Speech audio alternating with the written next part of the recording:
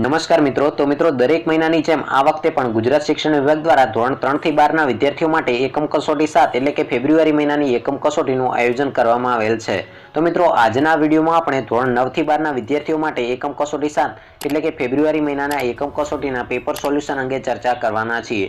તો મિત્રો વિડીયોને પૂરો જોવા વિનંતી અને જો તમે ચેનલમાં નવા હોવ તો ચેનલને સબસ્ક્રાઇબ કરી અને બાજુમાં આપેલું બેલ આઇકન દબાવી દેજો। તો મિત્રો ચેનલને સબસ્ક્રાઇબ કરવાથી તમને મોટો ફાયદો એ થશે કે જ્યારે પણ એકમ કસોટી લેવામાં આવશે ત્યારે સૌથી પ્રથમ પેપર સોલ્યુશનના વિડિયો આપણી આ ચેનલ પર મૂકવામાં આવશે અને મિત્રો જેથી કરીને તમે સાચું અને સચોટ સોલ્યુશન કરી શકશો અને લેવાનારી એકમ કસોટી છે તેની અંદર પૂરેપૂરા માર્ક્સ મેળવી શકશો। તો મિત્રો જોઈએ ધોરણ 9 થી 12 ના વિદ્યાર્થીઓ માટે એકમ કસોટી 7 એટલે કે ફેબ્રુઆરી મહિનાની એકમ કસોટીના પેપર સોલ્યુશન અંગેની સંપૂર્ણ વિગતવાર માહિતી।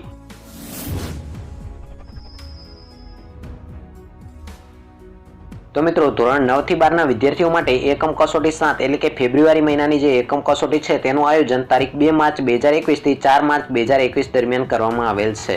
તો મિત્રો જો તમે આ એકમ કસોટી છે તેના પેપર સોલ્યુશનના સંપૂર્ણ સોલ્યુશન સાથેના વિડિયો મેળવવા માંગો છો તો મિત્રો આપણી આ ચેનલને સબસ્ક્રાઇબ કરી અને બાજુમાં આપેલું બેલ આઇકન દબાવી દેજો જેથી કરીને મિત્રો જ્યારે પણ એકમ કસોટી લેવામાં આવશે ત્યારે સંપૂર્ણ સોલ્યુશનના વિડિયો તમને આપણી આ ચેનલ પર મળી રહેશે।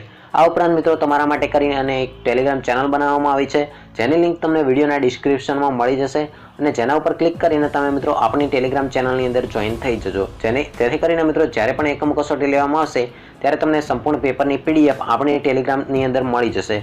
તો મિત્રો ટેલિગ્રામ ચેનલની અંદર જોઈન થઈ જજો અને આપણી આ ચેનલને સબસ્ક્રાઇબ ન કરી હોય તો મિત્રો સબસ્ક્રાઇબ કરી લેજો જેથી કરીને મિત્રો તમે ફેબ્રુઆરી મહિનામાં લેવાનારી એકમ કસોટીમાં સારા એવા માર્ક્સ મેળવી શકો।